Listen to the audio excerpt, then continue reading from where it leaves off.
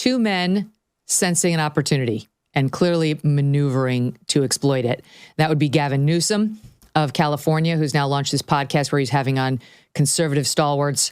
Well, Bannon says he's not a conservative. He's a populist. He's an America First populist. But Charlie Kirk is conservative. Those are two of his first two guests. I have to say I'm really against this. Charlie's going to be on tomorrow. I'll talk to him about it. But I just think what's happening now is he's training for 2028 against J.D. Vance, and every conservative who goes on that podcast is helping him. They're all helping him train. It's like training Drago instead of Rocky. Like, why are you doing that? You're training the wrong person. This person actually doesn't respect you or your ideals. You're not going to change his mind. You're not going to change the minds of the people who listen to his show. You're just going to help him. So anyway, that's my feeling on it. But in any event, I see what he's doing. He's trying to look like he's, moderating toward the center. He's not quite as far left. He's hearing people out. He's taking more reasoned positions on things like boys and girls sports and so on. Okay, that's what he's doing. And then there's Chris Murphy from my adopted home state of Connecticut, who is an absolute nobody about a year ago. But then he apparently fell in love with some hard left media company wannabe executive who's backed by Soros. And she's helping him on his social media. I don't know when their relationship started. I'm just going to say he's still married. He says he separated from his wife in November. No one's filed for divorce. And yet he's reportedly, according to Semaphore, in this relationship with this young hotshot female media person. In any event, his social media presence has certainly shot up, gotten better. And now he's suddenly gone from this milquetoast, golly gee willikers guy to fucking bad day, which he said the other day. He tweeted out after the Chuck Schumer thing. Let me just give you a before and after. This is just November, and here's a post that he made on Election Day. So I have a few superstitions on Election Day. One of them is that I eat lunch at the same Burger King in Torrington every single year. It's worked every election so far, so I'm not stopping. Plus, chicken fries are really, really good. Oh my God. Okay, and now take a look at him. Which one's the real? In a bunch of different ways. And if that happens, we need to mobilize not thousands of Americans, not tens of thousands of Americans, but hundreds of thousands of Americans. We will have to be out there in the streets in a way that America has maybe never seen before. And the only way that Americans are going to decide to take that kind of risk is if they see their elected leaders taking risk as well. Okay, the name of the woman is Tara McGowan, the CEO of the left-wing network of digital media sites known as Courier Newsroom. She's 39, he's 51. And now his social media presence, numbers, and style have all changed dramatically. His ex-post from Friday after Schumer caved is, "Hey, I just got home. Tough fucking day. Going live on Insta at whatever time." So what do you make of it?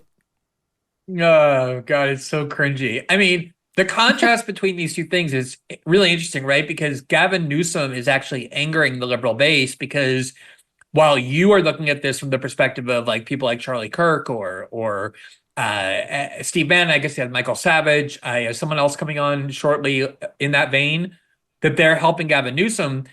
From the liberal perspective, Gavin Newsom is not inviting them on to fight with them or to be confrontational with them, but to kind of placate them, almost be friendly with them in a way that, as you said, is designed to show that he's like a more reasonable guy. And they're infuriated by this. I don't think Gavin Newsom, he may be helping himself in terms of general election prospects, but in terms of the primary where you need like the real hardcore militants, he's alienating a lot of people who just a couple months ago were very open to supporting him. But I guess, his strategy is I have to convince Democrats that not just that I'm the candidate they want, but that I'm the candidate that can win. Whereas, as you say, Chris Murphy has been told like, oh, the approach is to go online and sound like, a hardcore social media fanatic. And, Megyn, you see this so much. Like, I don't know if you saw like when Chuck Schumer was doing his rounds of media stuff. He has this new book out about the crisis of anti-Semitism. Yeah. But of course, like in the course of doing this book, he's mostly being asked about this controversy that he's fallen into. And he'll do things like, I saw this in 3 interviews at least, where he'll be like, and these guys in the White House, these bastards. And then he's like, oh, sorry, I didn't mean that. Like, as though he's just so enraged that he accidentally called them bastards. But he did it like 3 times, proving that it was scripted. And, a lot of them did you hear me say bastards? Like, yeah, exactly. I called them bastards. That's how you know I'm fighting.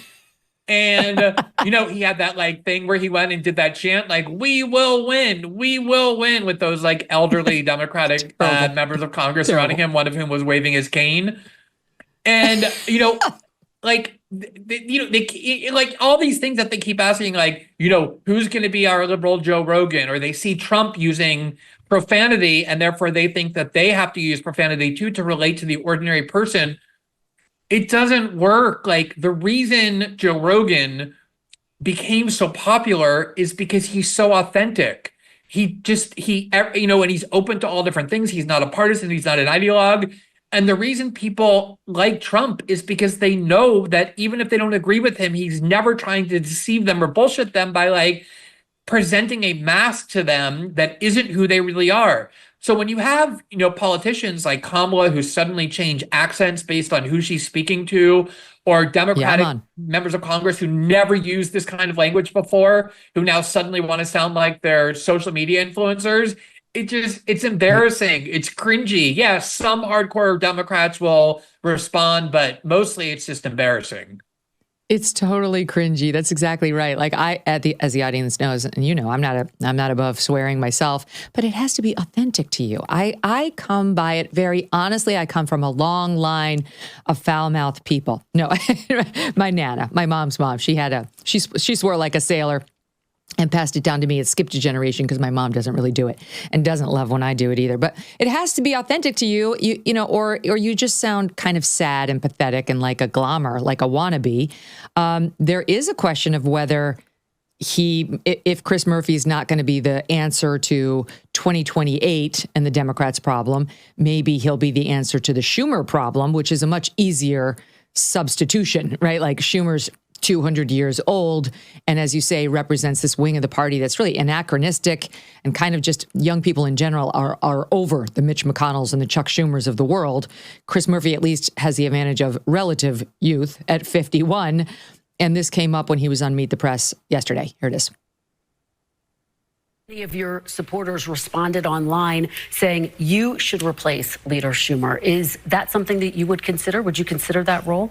I don't think anybody's having that conversation right now. What's important is that we meet this moment. And what I'm telling you is that if we continue to observe norms, if we continue to engage in business as usual, this democracy could be gone. I don't think we have a year to save American democracy. I think the way the president is acting, using law enforcement to target dissidents, harassing TV stations and radio stations that criticize him, endorsing political violence, puts our democracy at immediate risk. So that there's another, like, that's been the message for the past few days. We may not have a democracy soon. Jasmine Crockett was saying it too. Like, I'm not sure we're ever going to be able to vote again. Like, the Democrats need to do something drastic right now, or we're going to lose the country. I mean, I don't agree with that in any way, shape, or form, but I actually think that message is going to resonate with the blue base. What do you think? With the blue base, yes. I mean, first of all, I have to say, I find it so funny when you ask a politician who's obviously extremely ambitious, do you think, would you be willing to step up into this, like, this promotion into this elevated political position? And they have to pretend like this is not something I've been thinking about. Like, Chris Murphy is drooling about being the Senate Minority Leader. He goes to bed dreaming about it every night, and he has to be like, that's not something where, right? Because the two of them, and they may be inextricably linked. But in any event, yes. But here's the problem, Megyn, is that I can show you in 2016, in 2017, in 2018, all throughout the first Trump campaign, the first Trump presidency, all throughout the campaign again in 2020, and then in 2024, Democrats saying exactly these same things. We're not going to have a democracy if Trump wins in 2020. This may be the last election we ever have. If you ask Chuck Schumer, what he thinks about Trump, he would say exactly what Chris Murphy said there, which is like, yeah, I think Trump's an authoritarian. I think he's threatening democracy. Chuck Schumer has been saying that. So this is, I think, the Democrats' problem is this is what the base of the party wants to hear. And if you want to boost your social media numbers, if you want to get more cable hits, if you want to seem like you're more influential in the party than you were previously, these are the things that you have to say. But in terms of actually defeating Trump, and not just Trump, but the Trump movement, the Republican Party is led by Trump, this has proven not to work. People don't believe that Trump is a threat to democracy.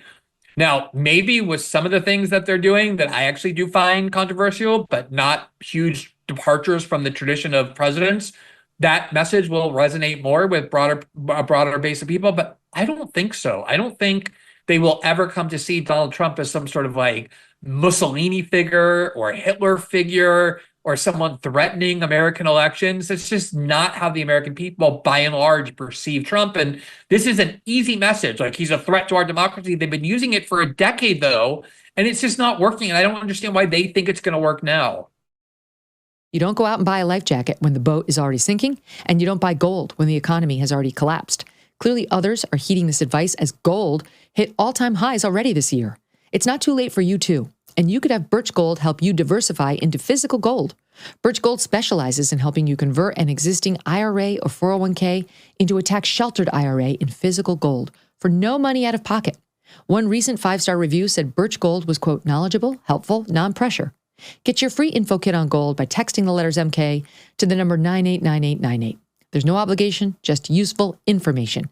With an A+ rating from the Better Business Bureau and countless 5-star reviews, just text MK to 989898 and let the experts at Birch Gold help you secure your future today with gold. Thanks so much for watching. If you like what you just saw, hit the subscribe button for more clips and full episodes.